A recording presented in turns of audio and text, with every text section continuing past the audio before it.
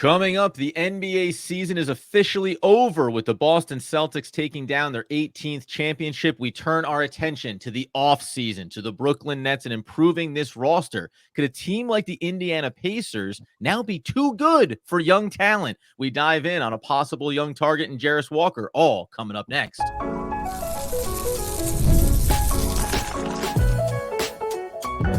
You are Locked On Nets, your daily Brooklyn Nets podcast. Part of the Locked On Podcast Network, your team every day.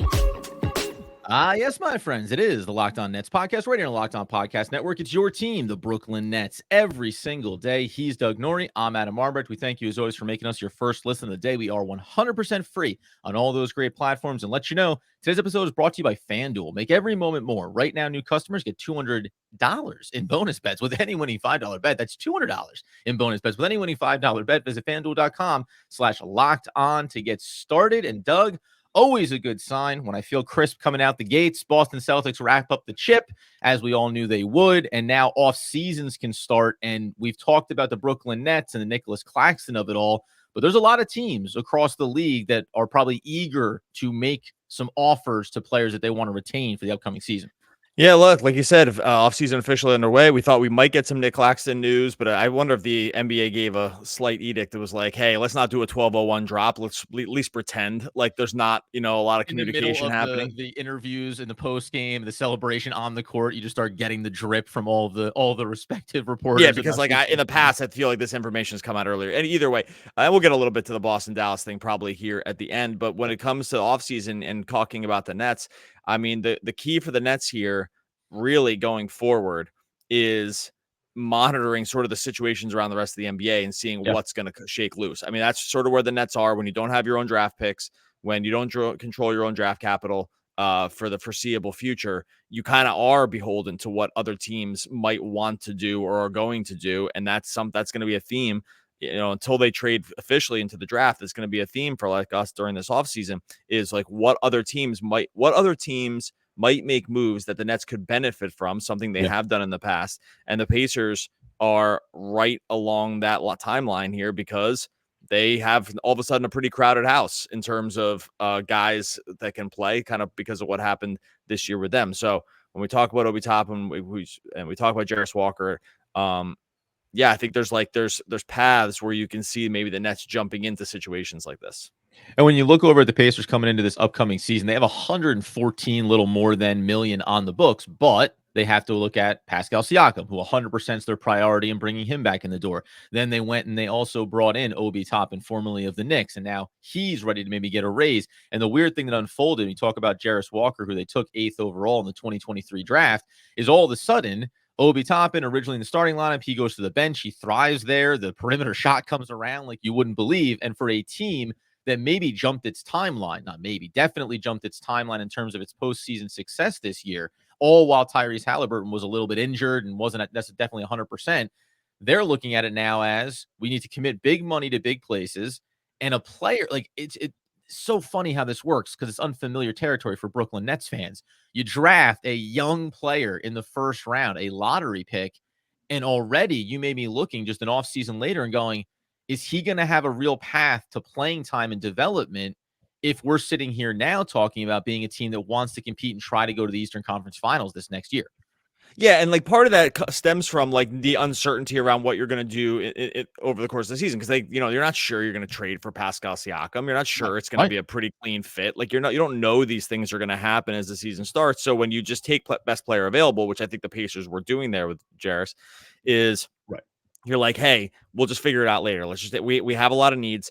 Maybe they were kind of wing heavy at the time, but you're also like not sure, Aaron Nesmith's going to totally shake out as like a playoff rotation guy. Like you said about Toppin, like he could clearly play playoff minutes. Like some of these things, there's no way to know until your feet are all the way in the fire. And that, I think that's a really clear case of what's happening here with the Pacers is like, hey, they get to the Eastern Conference Finals, probably some luck involved there, but they do, right? They're still there. And so, and all of a sudden you're kind of seeing who can play in the playoffs. You're kind of seeing who fits.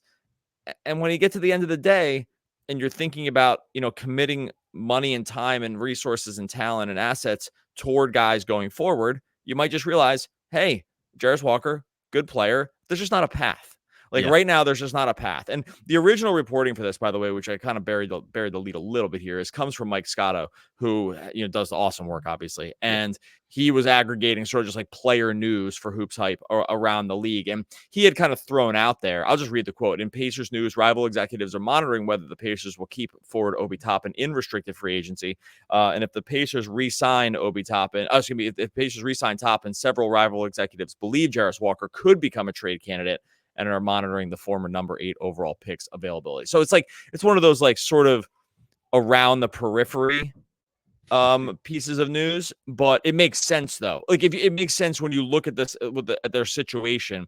It's like, well, why would we bury a guy who we can maybe bring back some win now stuff with, right? If there's just not going to be, if like we just know the minutes aren't going to be there. They weren't even there this year at all, and it's probably only going to get harder for him to play. And I wonder if that's really what moves the needle on a narrative like this. You bring in the young player, you say you don't know about the timeline, the Pacers, what they're looking to accomplish. But then it's also, we talk about this, it's almost comically with the Brooklyn Nets. They have a hard time getting young guys minutes, even when they're not necessarily competing, right? But guys stand in your way or contracts stand in your way. From a Pacers perspective, this was, happy problems to have, because the reason why you couldn't develop the young guys, because everyone ahead of them, all the moves you made were successful and made this team better and got you onto a deep playoff run. Whereas for the Brooklyn Nets, sometimes it's just been the PR of it all has prevented them from getting younger players more minutes earlier in their careers. So when you look at Jarace Walker now, we'll talk about coming up in a second, is that a player that the Nets should target? What is the skill set? And then ultimately, what does it look like to try to make moves like this? Because the Brooklyn Nets can sit here and monitor the league and look for those players that they can nibble around the fringes of to improve their roster for that younger core that they want to have going forward. The issue may be, what do those teams want coming back in the door? And are the Brooklyn Nets willing to part with it? We'll get into all of that coming up here in just one moment.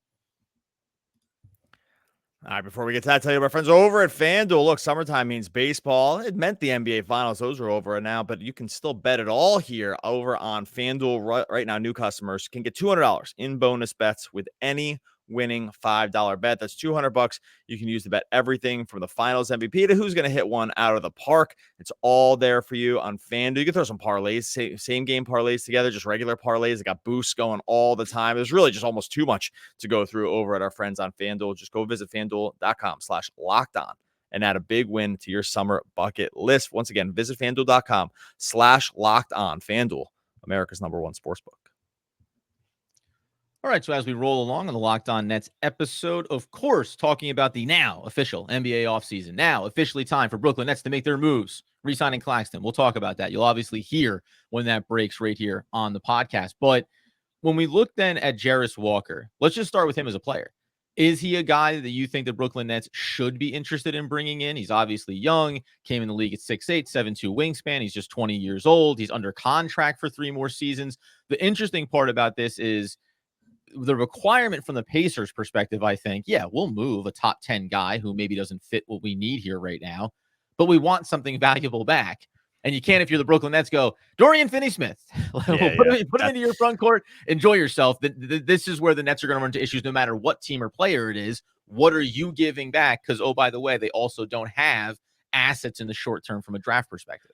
Look, if you listen to the podcast, and hopefully you do, coming every day, 5 days a week, Brooklyn Nets, that a theme for Adam and I that we're very consistent with is the ability, trying to get guys like post-hype upside guys who just didn't get a chance. Like, we've been on this, and sometimes that looks good, sometimes it looks bad, but I think the theme is consistent. It's like, hey, guy didn't get a fair shake in his old situation, but there was a reason he got drafted high at the time. Nets should take a look. And I by the way, the process around that is sort of universal, and it actually requires less like film management and more just like overall thoughts. And where the Nets are in terms of their timeline, it's like those situations are always going to make sense for them because they're so devoid of talent. Like they don't have talent. They don't have tons of talent. Great news. We always need more talent. Well, yeah, but I mean, I know you're laughing, but it's like, it's sad. You were laughing. No, it is. Yeah, it's like we're laughing because it's kind of like painful. It kind of sucks. It's like the Nets just don't have tons of talent. They have some talent, but if you compare their core of talent to the rest of the NBA, it's pretty far down. they're relying on getting high talent from other teams at this point because that's the situation they put themselves into. Rewinding this back to Walker, was pretty much consensus that was where he would go in the draft. Really good off the bounce, very athletic. It's hard to tell a little bit if it was just the circumstances in Indiana this year, or if it was like they just sort of weren't that excited about what he was bringing. Because I did think, even monitoring this at the time, I did think his playing time was low, even when they had situations where it seemed like it could be there. Like, Right. that I do this every night, like setting the minutes for every single team. Like, he just wasn't available a ton. And so that was a little surprising to me over the course of the season, especially when you compare him to other rookies, and especially when you compare him to other rookies like in this draft slot, like short of guys like Jet Howard, basically. Like, he was pretty low in terms of minutes around where, I guess Anthony Black too. There were some examples, but like overall, I thought the minutes were surprisingly low. And then the Siakam piece moves, and then that's kind of the end of it. That being said, there's a reason he was drafted 8th. I don't think anyone thought it was too crazy at the time. And these are the guys that Nets, if they're available, the Nets should always target. I wouldn't say this for every team. I wouldn't say it's for every team. Yeah. But the Nets are the kind of team, when you don't have your own draft picks and your talent level overall as a baseline is low, you have to take some swings. And you have to risk it looking bad. Like, these are just the kind of guys. Yeah, it's interesting with Walker, as you say, coming into the Pacers. 33 games, average 10 minutes. The things that you like about it, you mentioned being, athletic player, has the bigger body, something that the Brooklyn Nets would obviously need. Then he's young, and as we mentioned, we'll say it again and again. He's young, so you should always take a shot on him. But the 3-point shooting. Well, real quick, by the way, sorry to interrupt you, but do you think, like, this is 2 seconds? Do you think that thought process is good enough? Like, just, hey, they're young. Like, I know sometimes it seems like a massive cop out. I think does that make sense to like at least think like that? Barring getting a sample size on a young player in his NBA career that goes, whoa, the league missed the mark in terms of where they looked at him as a prospect and where he was drafted, etc. Barring that, I think the Brooklyn Nets should always be if they had a roster, we mentioned this last year, they have one of the younger rosters, right? But you're talking about guys that never saw the court and didn't play any minutes. Another, issue that we had with them, especially on the back half of the season. If you had one of the top 5 youngest rosters in the league of all legitimate players who are all in the mix for minutes in the upcoming season, that would be the not dream scenario, but it's the best process. We just went through this when we talk about a guy like Trendon Watford. We believe you should bring him back. Some people think, well, he's a very replaceable piece. It's not like he's this, commodity that you can never get. Well, guess what? The Brooklyn Nets have a hard time sometimes getting the talent in the door. So you fired 3-4 shots in the last offseason on players 23 years or younger. One of them hits. Retain them. Keep them around. Jarace Walker. Pacers got too good and don't have room for him to get minutes. Great. We'll take him. Even if it just ends up being that you play him 20 minutes a night or 20 plus minutes a night because you can afford to. And maybe that turns into something else down the road. Maybe it becomes an asset you can use when you want to go get the superstar, if that's the path forward. So I don't know why it got me so gassed up when you asked that question, but yes, like, you should 100% want to get every young player within reason that you can get in the door, because it just means they have a path to play, unlike other spots where teams have been more competitive. And the reason I say it that way is because it can come off as lazy analysis to say every young guy, right, bring them in, because we know fans will do this. Like, we always joke about this. Every fan base does this, by the way, but the Nets fans do it also. Is that like player X becomes available, gotta get them. And it's times a million, and it's just times everybody.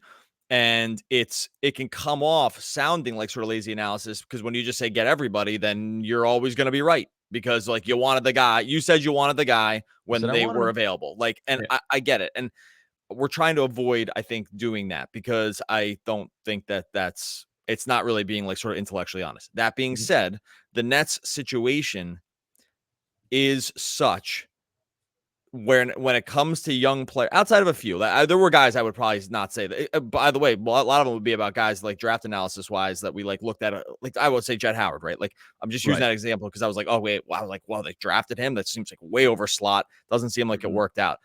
If he became available, I'd probably still be like, nah, I don't know. But around most guys, post hype, whatever you want to label them, because of that, like the Nets they're just in such a tricky spot here where they're right in between like they're not in the luxury tax, but they're in the cap, like over the cap, and they don't really have tons of talent. It's looking like a weird season, and they're going to need to stockpile as much as possible, but that's going to be really hard to do because they just don't have the guys, the guys to actually trade to go get some of these assets, and they kind of don't want to because they're might need those guys for the year after when they're trying to win. Like it's just the weirdest ever spot that they find themselves in. So if there are guys that shake loose and the price is this is why we talked about Giddey for a while. It's like, if the price is low and they shake loose, like you just kind of probably have to just, throw some darts at this dartboard and see what turns up. So that's like the theme of what we're talking about here. But I kind of wanted to give that caveat to say, like, we're not going to do podcasts about every single guy that's ever might get traded for. Right. Because that's lazy. But where the Nets are, if they're young and they showed promise at one point, it's like, it's probably time to pick up the phone. I think so. And then it comes down to, in this particular instance, talking about Jarace Walker, about what would it cost or how would you get him in the door? And the one note I was making there just on his stats coming out of college versus coming into the pros here, in 1 year in college from beyond the arc, he took almost 3.3 attempts, from beyond the arc per game, shot it at nearly 35%. And even though limited minutes, he took 55 threes this season. And he knocked it down at a 40% clip, like, getting towards 2 per game. There's things here. It's interesting to look at it, and it's hard to kind of extrapolate it. By the way, it took no free throws, if I'm just being completely honest. The nine free throws don't really get to count or help you out. I don't know the exact number there. 88%, big jump from 66% in college. But the sample size is too small to guarantee it. The point being, though, is if you want to get Dorian Finney-Smith out of the way, if at the deadline you want to move Schroeder, and I know these aren't same positions, if you want to move any other veterans, maybe something finally shakes free when it comes to a Cam Johnson or to a Mikal Bridges, like we talked about the grand scheme of it all, having more bodies like this in the background ready to fill those minutes really matters. But what are the Brooklyn Nets offering the Pacers or any team that has a young player like this? What are they offering? If it's not Dorian Finney-Smith, which the Pacers aren't going to be in the market for, it would seem, when you look at their roster construction.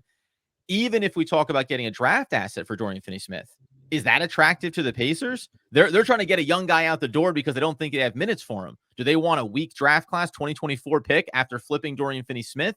That's the issue here. What can the Brooklyn Nets offer the Pacers to get a player like Jarace Walker, even if the cost is low? Yeah, this is the other hard part the Nets have. Doug, is that please provide the answer. I like to often wax philosophical and then leave it open-ended for Doug to guide us home. Yeah, well, this is why we're at the 18-minute mark almost, and this is why we haven't put together a trade package. It's like it is hard. It's hard for the Nets because they're sort of also locked in on what they can even trade, right? Because if they had these guys that were super attractive in terms of the overall trade market, we'd be excited that they were on the team. Yeah. Right. We probably wouldn't be talking about trading them. And so this is where the Nets also get themselves in sort of a tricky spot where when you have the Ben Simmons contract just eating up all the salary cap on a guy who you can't really trade. Well, that just knocks out $40 million right there. They're not going to trade Bridges. Well, that's another one. The Cam Johnson money doesn't totally work out, and I'm not sure that's a guy the Pacers really, I mean, that probably would help the Pacers to some degree being able to space the floor, but the money doesn't totally work, so you got to work something else out. It just gets tricky, man. The Nets, God, man, they're just in such a weird spot. It really is. To at least going into this season, we've got the old worst of all worlds situation going, because can't really trade anybody, don't have the assets to trade for somebody. Got one guy eating up all the cap that you're not even sure if he's going to play. And even if it does, it's hard to be too bullish on it. Yeah. And don't have their own draft capital. So see you in 2025. Hate to be super pessimistic about it, but it's just with all these situations where we're going to trap ourselves is in the sounds great, but you want to send over the thing you think makes sense. It's a little hard to see. Coming up here in a second, we'll talk about what that package probably looks like from a Pacers perspective to improve their team as they go into the 2024-2025 season, and also reflecting on the NBA Finals. What lessons should we learn from the Boston Celtics? Oh, we'll get into that in just one moment. All right, before we get to that, tell you about our friends over at eBay Motors. Passion, drive, patience. That's a formula for winning championship. It's also what keeps your ride or die alive. eBay Motors has everything you need to maintain your vehicle. You're going to level up to peak performance, superchargers, roof racks, exhaust kits, LED headlights, so much more. Maybe you're into speed, maybe it's power, maybe it's style. eBay Motors has you covered with over 122 million parts for your number one ride or die. You'll find out exactly what you're looking for. The eBay Guarantee Fit, your parts guaranteed to fit your ride every time, or your money back. With eBay Motors, you're burning rubber, not cash. With all the parts you need at the prices you want, it's easy to make your car the MVP. Bring home those huge wins. Keep your ride or die alive at ebaymotors.com. Eligible items only. Exclusions apply. eBay Guarantee Fit, only available to U.S. customers.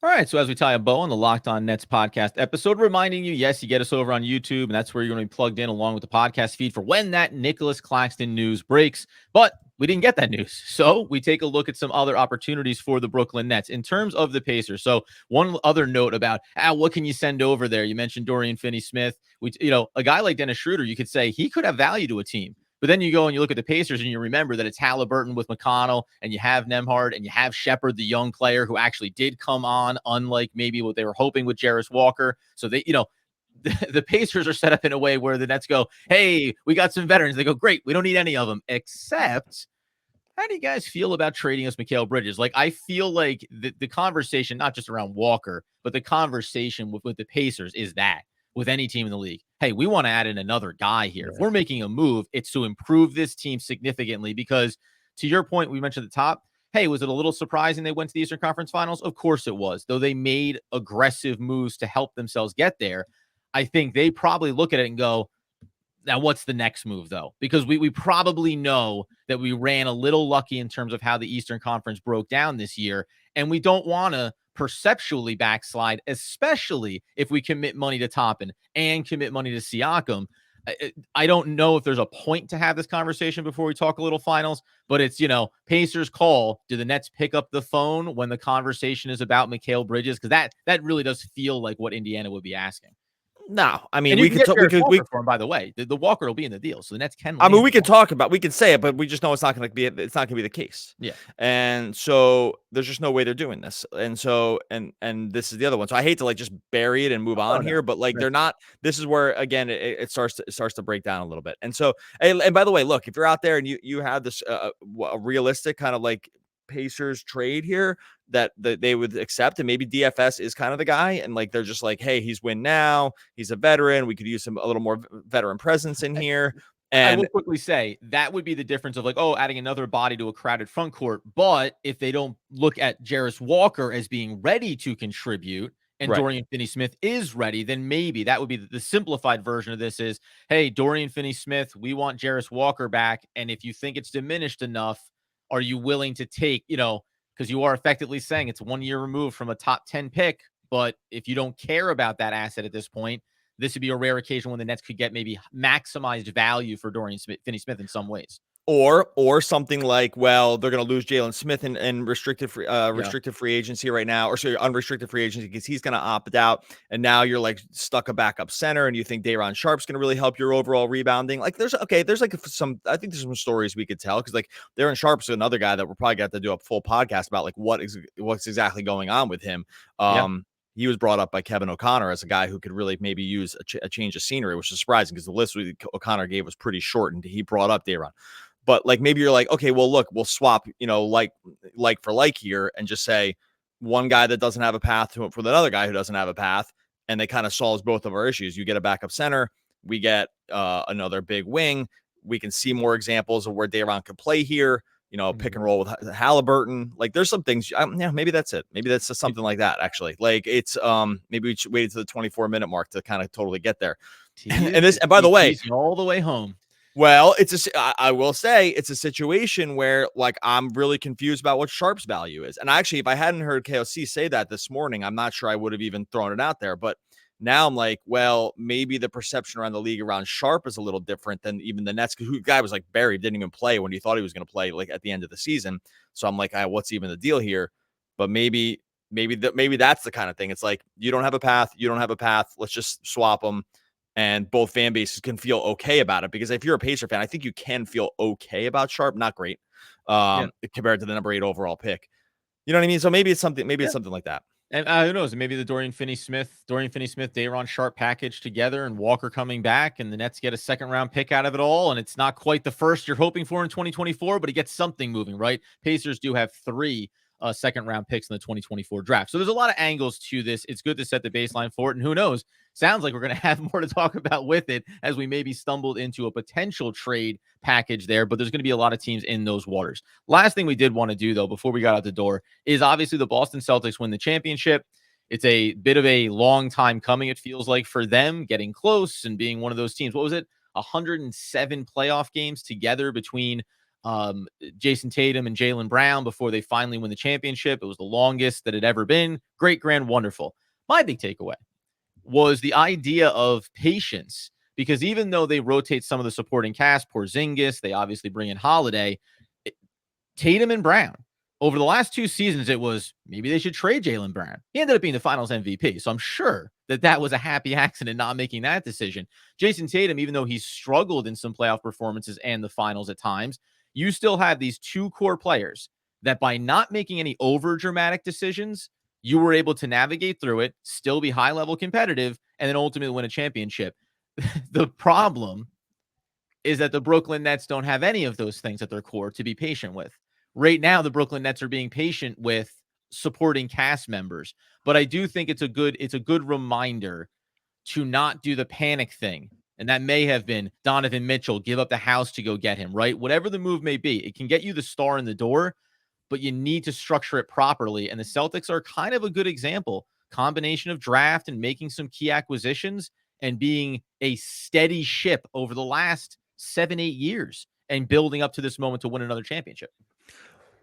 Well, it's interesting. I think the lesson the Nets can take is that the Celtics appear to be a steady ship because they were the team is like historically great. This team is like an all-time team. I mean, they were so dominant. It's actually probably underrated how dominant they said it at the end of it. They win the championship, the best team all season. And there was a moment, like it did dawn on me for one moment because Western Conference is so good, where I went, I suppose that is true. They were just kind of the best team all year. Like we said, I'll give us credit. We said we're going into the finals. We're like, hey, it's like we said this, and this go back and check the finals preview that we did.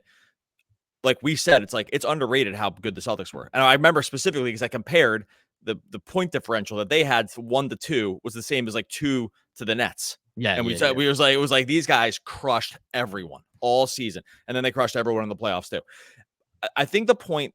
So it appears as if the Celtics are a steady ship. They actually had their team's totally different than it was 2 years ago, except for the 2 Jays. Everyone else was new. They got rid of Marcus Smart. They got rid of Grant Williams, right? Like they got rid of Malcolm Brogdon. They got rid of Time Lord. Like all these guys are different. Derek White, Drew Holiday, Kristaps. They just. So it appears as if a steady ship because the 2 guys are the same. New coach, right? It's kind of all different.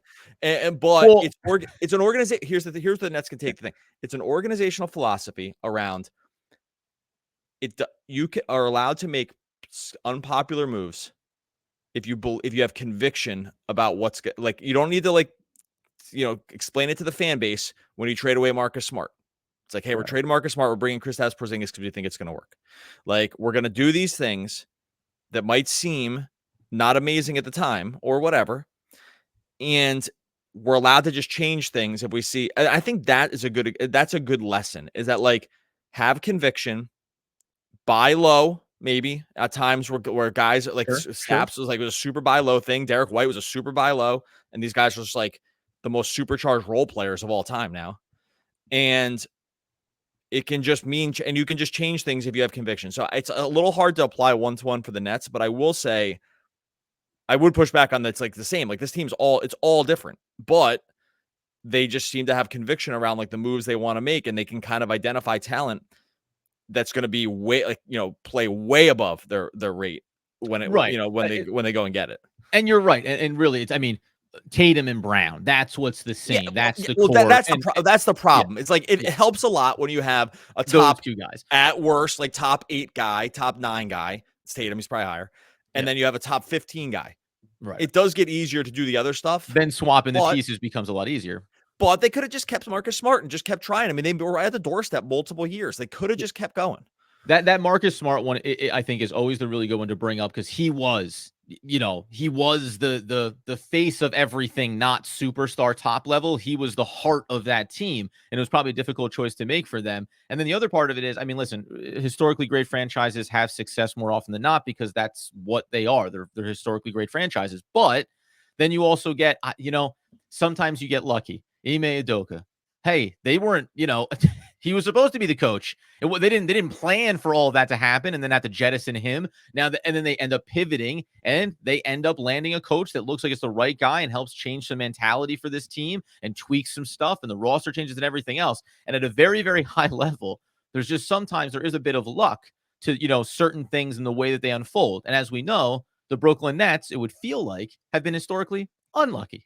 Even when they get the superstars, they can't stay healthy or they can't have the right things or, the unprecedented pandemics. All these things go on. You're like, oh, of course, in the 1, 2 to 3 year window that we just needed things to go smoothly, couldn't catch a break if our lives depended on it. Meanwhile, you look around the league and you just see some franchises have some real success with it. So it is a learning curve and certainly hopefully a lesson that the Nets take in, whatever the value is, which maybe, by the way, to your point, last note, is being willing to let go of players that you identify as being core to your team because in the big picture, it helps you build a better, more complementary roster. And that can go all the way up to the Mikal Bridges of the world. Yeah, we love him. He's great. He's everything we want.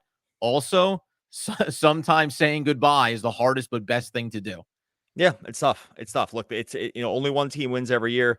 And then you have, all these discussions about what you should have done, what you could have done, what could have happened. And I don't think everything is a one-to-one, learn a lesson from it.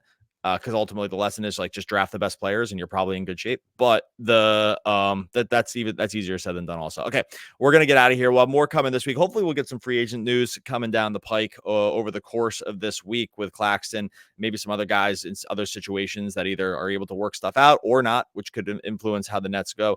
Make sure you are subscribed to Locked On Nets over on YouTube, wherever you listen to podcasts, and get all the analysis that we're going to have coming to you all through the postseason. Excuse me, not postseason, offseason. Well, come on now, buddy. We're there now. For a nutrition tip, try implementing quinoa into your diet. It's a high source of protein. That is 17-year pro and NBA champion Al Horford. Oh, one of the all-time great poets. We'll be back again. It was the quinoa. Exactly, quinoa. Body built on quinoa. We'll be back again tomorrow talking more Brooklyn Nets basketball. Basketball.